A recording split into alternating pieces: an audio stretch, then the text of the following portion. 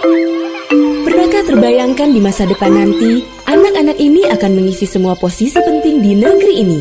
Ada yang menjadi guru, petani, pegawai negeri, pengusaha, dokter, seniman, tentara, peneliti, sampai presiden. Di Indonesia saat ini, ada 90 juta lebih anak dan remaja berusia 0 sampai 19 tahun. Mereka adalah digital native atau penduduk dunia digital, yaitu generasi yang sejak kecil sudah terbiasa dengan kecanggihan teknologi digital.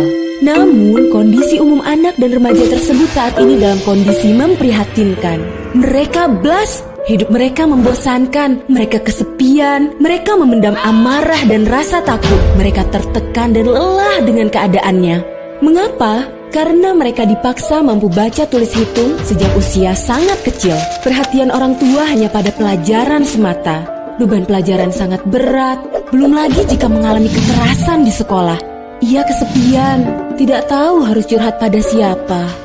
Wajar bila anak merasa stres. Akhirnya, ia mencari kegiatan yang membuatnya senang, dan kebanyakan dari mereka menghabiskan waktu dengan handphonenya. Handphone telah menjadi orang tua pengganti bagi mereka.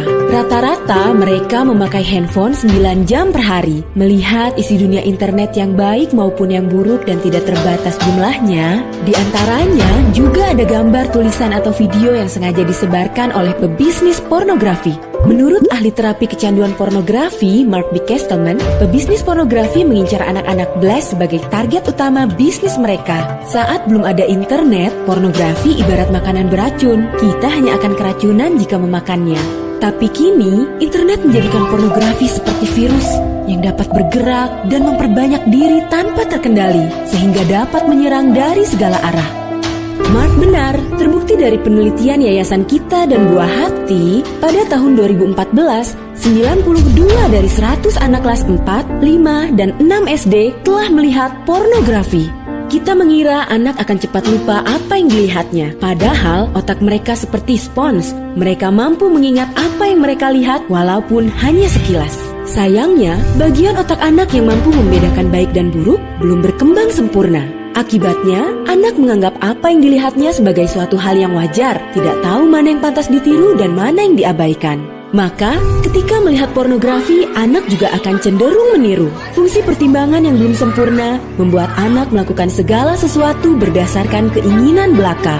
Inilah sebabnya pornografi internet menjadi jauh lebih bahaya.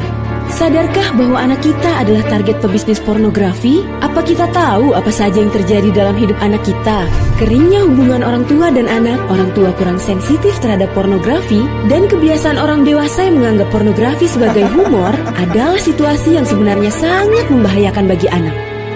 Bencana yang paling besar adalah ketika para orang tua tidak sadar ada bencana.